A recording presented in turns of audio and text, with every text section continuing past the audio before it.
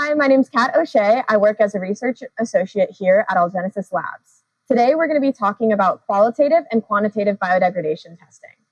So for our qualitative testing, we use these small containers filled with compost and our material. And over time, we check them for exactly what it sounds like, qualities. So what I'm going to do here is I'm going to take apart one of these chambers, and in here is municipal compost. So this is collected from the people of San Diego. It is yard waste, agricultural waste, food scraps, everything but meat, essentially. So in here is going to be 3 foam samples, and this is going to be one of our shoe foams that we make here.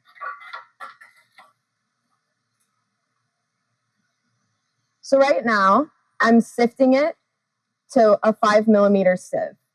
This is according to an ASTM standard that dictates the qualitative biodegradation benchmarks. It takes a little bit of time.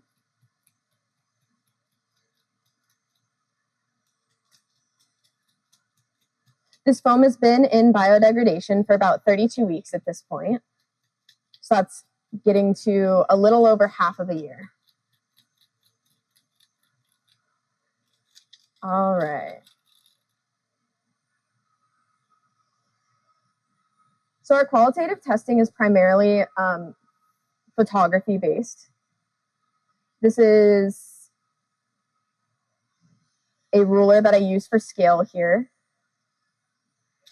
And that helps us keep consistent these images. It can be difficult to discern changes when there's no scale bar. As these materials degrade, they begin to look very dark, and that can make them more difficult to pick out of the compost.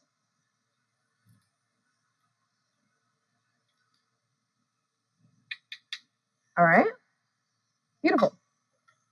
So these are our 3 foam test strips. As you can see, they've broken into some smaller fragments. We have 2 larger fragments. Now, one important thing about our qualitative testing is discussing the physical attributes of the sample. So is it flexible? Can it stretch? Does it rebound when being compressed or flexed? And this sample is very exciting because it doesn't really do any of those things. It's lost a lot of its integrity at this point. So here you can see it's very dark in color. The inside is a sort of tan. And when compressed, it breaks and releases water. This is a great sign. Now, I'm not going to do too much handling of these samples because I want to make sure that all of the changes that we're seeing in these samples are from the composting process and not from the handling process. Awesome. So images will be taken, and then those will be uploaded to a drive and collected for later. Now, one important thing that I wanted to emphasize in this process is people always ask for biodegradable plastics. Will they degrade during their lifetime? Will they degrade while they're half in or half out of compost or at different temperatures? And one really interesting thing about this sample in particular is the entire 32 weeks that this has been in compost, I have had 3 of the exact same material in my lab coat pocket. This is really funny. So as you can see, my lab coat is very dirty. I work with dirt a lot. It gets in the pockets. It gets everywhere. And so these have been, sprinkled with dust, kind of, moved around a lot. I stick my hands in there all the time. And as you can see, they're very different from the samples that have been in compost this whole time.